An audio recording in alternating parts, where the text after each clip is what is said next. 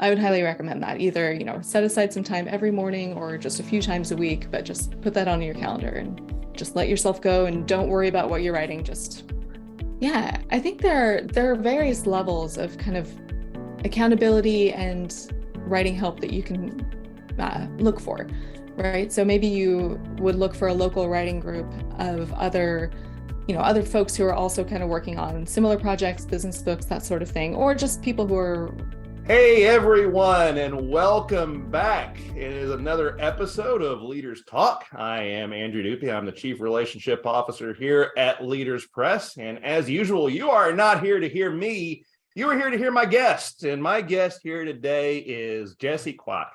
Jessie is an author and Jessie is a ghostwriter, and she is here to tell us about the wonderful adventure that being one of those two things can be. Jessie, hello and welcome. Hi, thanks for having me. It's been a pleasure. It's a pleasure to have you here today. So tell us a little bit about yourself and about what you do.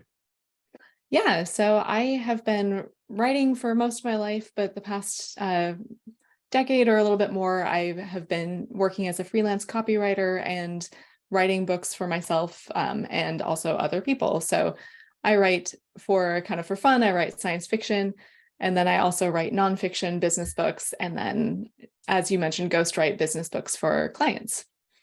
You see, that's interesting. Now, you are not a Leaders Press, one of the members of our team. You're an outside voice, which is going to be actually kind of interesting for our audience, because I think a lot of them are in a position where they're thinking about writing a book. They're in a position where, they have a business. They want something to plug into their business as a funnel. But they have so many problems writing it themselves. But there's an inevitable fear of the concept of handing your book over to somebody to write it for you. And maybe even a little bit of a stigma that I don't think should be attached to it, but that still is. Do you think there still is a little bit of that nowadays? Oh, I think, yeah, for sure. And I mean, I see that just in the clients that I work with. Like, they're very happy to work with me, and they the process is great. And so, but when it comes to how I'm credited in the book, it's not by Jesse Kwak. Right, And exactly. often in the acknowledgments, I'll be referred to as an editor, a developmental editor, a book coach.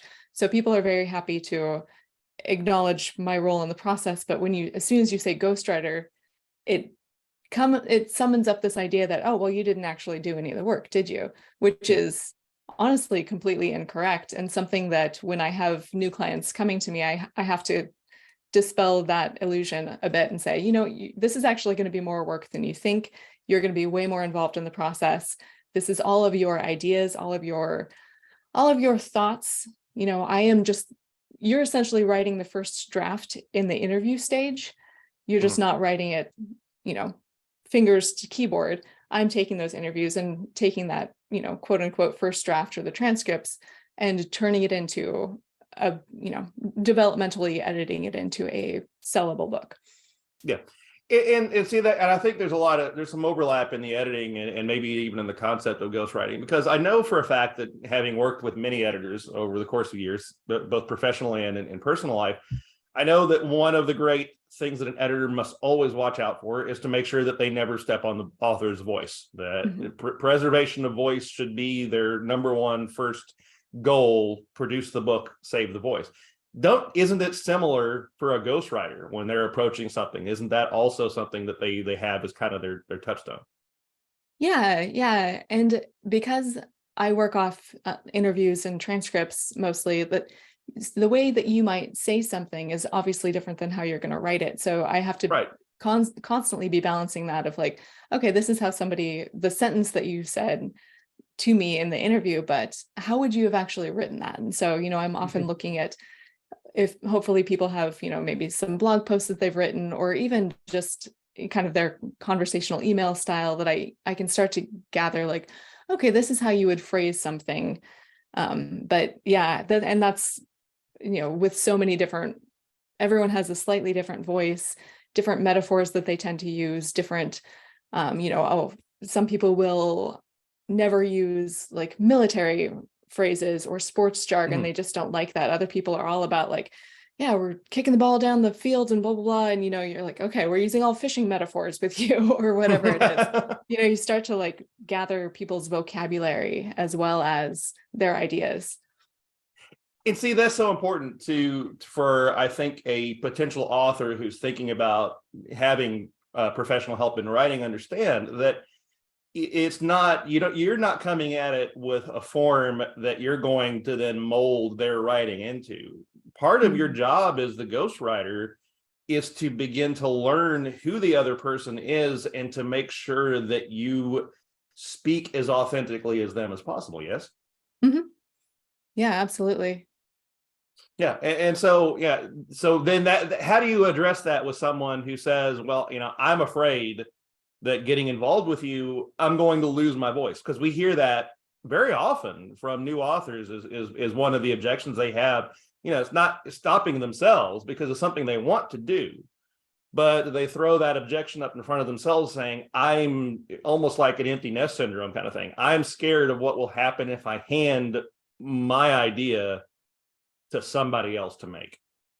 Yeah. And I mean, I think that is a real fear. And as somebody who I've been ghostwriting for years, and so one of the ways that I kind of address that with potential clients is say, I can give you multiple examples of things that I've written. Maybe my name's not on it publicly, but I do have permission to share, a wide variety of clips. So you can see, oh, here's a blog post that was in, a marketing magazine. So it's very jargony and hip. Here's something that was in Psychology Today. Here's something that was published that's a more like broad audience. Here's something that's a more specific to this target audience. So, being able to share those, they can say, oh, okay, you can write in a bunch of different voices. So I'm sure you can probably also write in mine. Absolutely. And also, I think that people underestimate how common this has already been. The word stigma gets thrown out. I already threw it out there, but the thing about it is this has really been something that's been done for decades, maybe even longer. And really what I feel like is going on now is that it's less that there's more ghostwriting. It's more that we're just openly acknowledging it now and understanding it's not such a negative thing. Yeah, I would agree. I think things have always been ghostwritten, and yeah, now people are just a little bit more willing to say out loud that they worked with a ghostwriter. And I mean, I think more people are realizing that having a business book can be such a great tool for promoting their business. And, whether they're trying to get speaking engagements or whatever it is, more and more people are like, oh, I need to have written a book. And so there's just more books out there in the world that are getting written as well. Oh yeah, and that's just it. I mean, it's like it is one of the themes that we've been seeing on this podcasting interviews is just how much the modern world has begun to become that if you're in business, you need to, instead of thinking in the terms of go out, knock on doors all the time, push yourself out there, Johnny hustle, be there all the time. It's now become, you need to have someone for people to find you. You need to have a central point where you have your social media that's integrated with a book, preferably, that then leads people directly to you. So, I mean, isn't it now having a book is even more important, and since it's become easier to have? Yeah, I would absolutely say so. Yeah, because I mean, that's just it. It with almost the democratization of writing because I mean it used to be that the traditional publishers controlled everything. It controlled the intake. Even really, if you were going to get a ghostwriter, I mean, I know for a fact I've talked to some people that were old school that were ghostwriting in the 80s, and the way they worked was through the very back channel of the traditional publisher, hooked you up with the person and all of that. So now it's become very easy for people to find this. So how has that changed writing just in general? Do you think it's better, or do you think it's worse with the way that we're going now? Because I know some people that think that it's worse and the old traditional ways were better. Yeah, I think that's a really interesting question. And I think just because there is more writing out there in the world and more books out there in the world, the volume of bad ones is going to increase for sure, right? but I think the volumes of good ones has also increased. So you might be able to point to, hey, there's just way more poorly written books out there, but there's also way more well-written books out there. And that hasn't, I don't think that ratio of badly written things to goodly written things has changed much. I mean, there's always been, pulp fiction novels that are just what you're going to find, as a science fiction writer. Like, I'm looking some of my competitors, I'm like, man, you just like pump that out in a week and threw it up on Amazon and you're making lots of money off it. And how well can that be written? But that's always been around. We've always had the pulp fiction dime store novels, right? So Yeah. that hasn't changed. It's just the volume, I think, of publishing has changed. Yeah, I mean that's really the way that I've seen it too, because I've been in publishing now for a little while and have done my due diligence and how things have altered, and really it has just become that there's just more of it. But that's the same for everything right now. I mean, it's like news cycles. We see stuff we would have never seen in the news 20 years ago. We see movies and shows we would have never seen or would have never been produced 20 years ago. I mean, in the 1980s, we would wait with bated breath to see if the science fiction show we liked was going to get canceled. For me, my first disappointment was Battlestar Galactica. Oh yeah. But nowadays, shows like that come on the air all the time and they stay on, and so really, it's just that people have to begin to alter their thinking now towards what the modern world is in publishing and in media. Yeah. Mm-hmm. Yeah. And I think, I mean, it's easy to get overwhelmed, I think, by the amount of books that are out there. But the flip side of that is the amount of audience that is out there is also exponentially growing. And it's easier to find those people than it was before. And for most business authors who are, trying to write a book to promote their business, or because they've got an important story they're trying to tell, you're not necessarily needing to get on Oprah and reach every single person in the United States with your book. If you can find your true 1,000 fans, you can find those people anywhere. And it's so much easier to find them and connect with them these days than it was, 10, 15, 50 years ago, right? Mm-hmm. So I think that, instead of being spooked by how many books are out there, I think looking at the amazing opportunity we have to find our actual core direct readers is so huge. Yeah. And I mean, and that's absolutely, you don't have to have massive volume. And we keep hearing that also on the podcast, is like your reach is only as good as the quality of who you're reaching. So let's say that someone that's listening right now is resonating with them, because we're going to have a lot of people that are fence-sitting authors right now that are thinking about doing it, and now they're engaging in the educational part. They're educating themselves about their many different offers. How does somebody that is go from the germ of an idea saying, I have this business, I know I need a book, but gosh darn it, I don't know how to do it. What's their steps? What is their steps to actually get to the point where they've got an actionable idea that can be turned into something? I think trying to figure out what problem your audience needs solved most, and how, that problem that intersects with your skills and your offerings the best. I would just keep asking yourself that question. Like, what is it that I offer that corresponds to a problem that I can solve also by writing a book? I look at content marketing, books included, as an extension of your core services rather than something that's completely outside of it. So for example, if you are, you offer accounting services specifically for, a certain subset of company, you would probably write a book that is an extension of those services and help solve that problem in a way that only you can really do. And so when they're looking for, oh, wow, this book really helped me, but I want to go deeper, who are they going to look to? They'll look to you. So that's how I would approach it, is what of your core services could you turn into or answers a question and solves a core problem for your audience?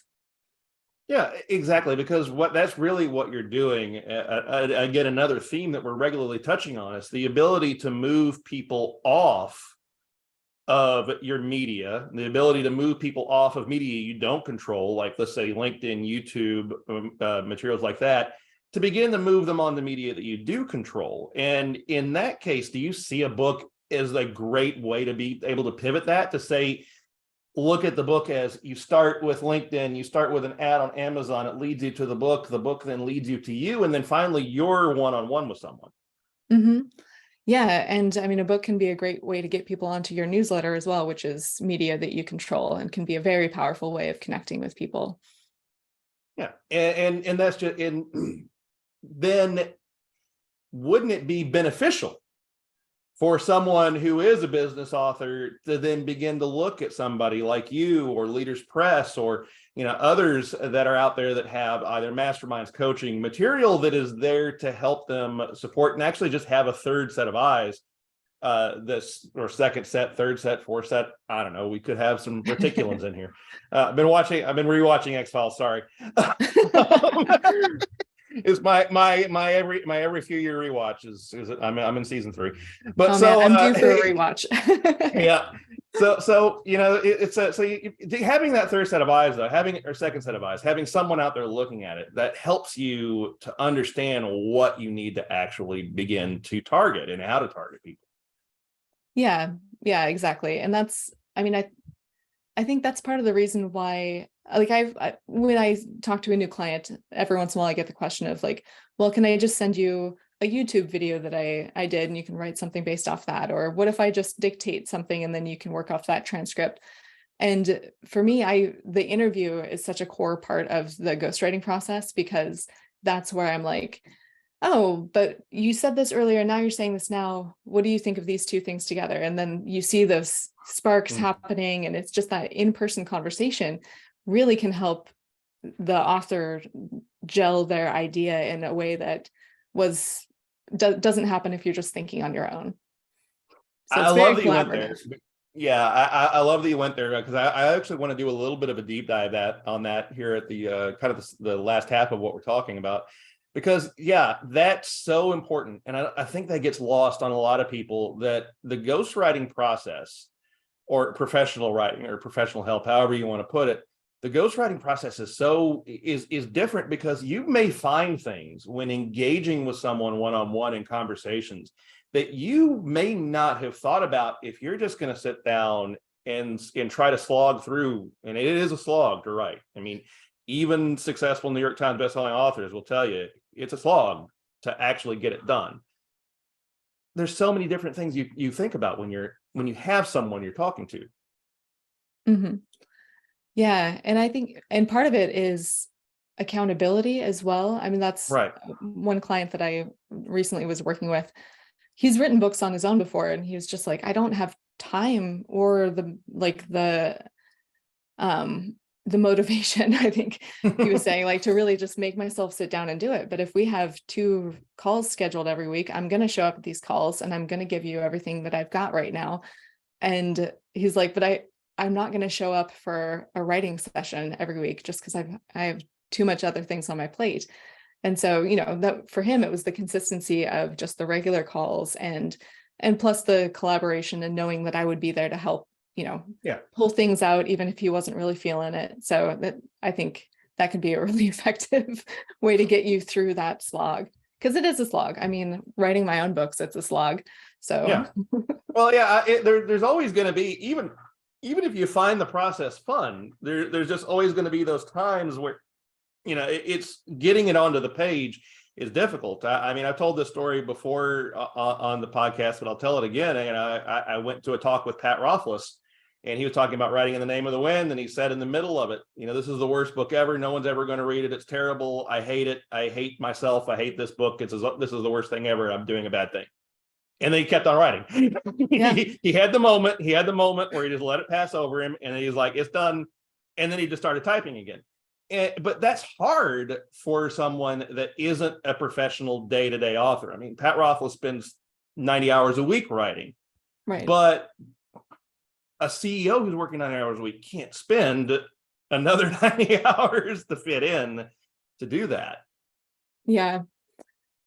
No, I'm really, my husband is constantly like, I'll go to, oh, this book's terrible. Not client books. Those are because it's not my project, I'm not having the same Yeah. reaction. But with my projects, I'm just like, this is the worst thing I've ever written. And he's like, all right, I'll just wait until tomorrow. The next day, I'm like, oh, everything's great. Everything's perfect. He's like, yep. Well, and see that's part of the author journey that I don't think everybody that people who have not been an author don't realize until they've tried to do it. And when they try to do it, they don't realize that there's going to be a wall that they're going to hit at one point. I think every author's done it. I mean, even Stephen King says that he still runs into this problem, that as he's writing, he just runs into is this really a good idea? Should I really have been doing this? Is this book really the one I should put out? Having someone that you're connected to and working with you helps you get over that. Yeah. Mm-hmm. Oh, yeah, absolutely. Yeah. So that's why I definitely encourage our potential listeners. Yeah, don't be afraid of the process.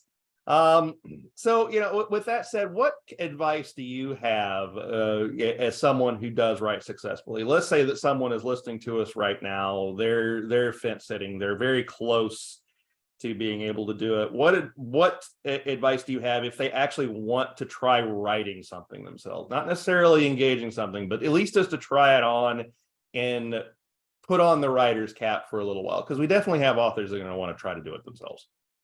Yeah, I think consistency is super important, and you don't need to write every day.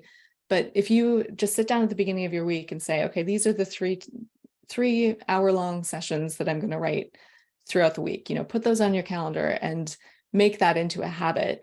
One really good writing habit that can help you, like you said, try on the writer's cap and help clarify some of your ideas is just the first thing in the morning, writing 3 pages longhand, or 500 words typing 500 words. Just kind of that, whatever comes, you don't have to worry about what it is. And this is an exercise called morning pages that you'll find in Julia Cameron's oh no, I've lost it. Do you know which book I'm talking about? Way of I Art. do not. Art of Julia Cameron. This is a very common exercise that she recommends, and a lot of people also say you should do, because it's great. It is one of the tools that I use when I'm trying to kind of struggle through a book, or if I'm trying to clarify a new idea. So I would highly recommend that. Either, set aside some time every morning or just a few times a week, but just put that on your calendar and just let yourself go, and don't worry about what you're writing. Just let it. Yeah. Yeah. But let's say, and I have had many authors that have been in this situation. Let's say though that they've been knocking their head against the wall for years, and it's not coming. It's just not happening. So what are the steps they need to do to be able to look for help? I mean, obviously they can come to Leaders Press, they can look to us, but they may want to do research. They want to think about other things too. What steps do you recommend to someone to begin to explore what they may need? Yeah, I think there are various levels of kind of accountability and writing help that you can look for, right? So maybe you would look for a local writing group of other folks who are also kind of working on similar projects, business books, that sort of thing, or just people who are in a local writing group in general. I know there's a bunch of different associations that might have writing conferences or, regular meetups and things where you can start to build some accountability with other people who are also writing. You might go a step up from that and actually seek out a couple people and have like a mastermind or like accountability group where you're checking in weekly and reading each other's things and giving each other advice. And that can be a really helpful way of getting your motivation, but also, like you said, having that second, third, fourth pair of eyes on your work to really help however clarify many you want. Yeah. And then there are kind of paid versions of those that you might find, like a group of authors that you pay a certain amount and you get part of this like weekly mastermind thing. There's courses that you might look for that could help give you that same level of accountability. And then, if you can look for a developmental editor who would take kind of your full draft and help you reshape it. You can look for a ghostwriter who's going to work with you from like the spark of an idea in the interview phase. Something like Your Press, the kind of the full package. Like there's a lot of levels. I don't know, did that answer the question? Oh yeah. Well, I think what that did is that there are a lot of options, and sometimes don't be afraid to start small. I mean, that's kind of what I'm hearing from you, and that is something that a lot of our authors have done. They start with writing a chapter or writing an article or doing things like that. Do you find that to be something that's beneficial to begin digging in with smaller form writing? Oh, absolutely. I mean, I think so many books started from, whether somebody was keeping a blog or writing articles and submitting them for publication, that's a fantastic way to start honing your idea. And okay, what are all the different questions that I could answer for my audience? I'll write a blog post about that, and let's start a regular blog or put it on LinkedIn or submit it places. And eventually you kind of gather this body of work that it might not all go into the book, but a lot of it probably will. Yeah, exactly. And we've had so many that have done that, that's been their path. And it just creates that, just as you said a little bit earlier in the interview, that creates that usable material that, when you're starting to approach it from a help perspective, you begin with being able to more focus in on the voice. Mm-hmm. Yeah. And it helps then if you've also worked with somebody like us and then also gotten some marketing help so that people have seen your articles. Well, or somebody like you, absolutely, that can help them craft and put together those kind of things. So to that end, then, Jesse, how can someone that say wants to do some direct one-on-one work with you, maybe wants to get some coaching, just wants to learn a little more, how can they find you? Probably the easiest way to find me is jessiekwak.com, and that's JESSIEKWAK.com. That has links to everything, all my fiction, nonfiction, all of that, copywriting, ghostwriting stuff. My dedicated ghostwriting website is Bassline Editorial, and that's BASS line, like a bass guitar. Perfect. All right. And we'll have those links down below for everybody to follow through. Jesse, we could probably talk for even longer. I'm sure that my audience is tired of hearing that, but we barely even touched on fiction, but that's not the scope of our podcast for the day. But we may circle back on that if we want to have another conversation in the future. Sounds good. Yeah, this is fun. I love talking about this sort of thing. So like Wonderful. You said, I could go for hours. Yeah, I know. Perfect. Well, Jesse, we really appreciate it. It was a pleasure having you. We wish you the best in your endeavors. Yes, thank you so much. Appreciate it.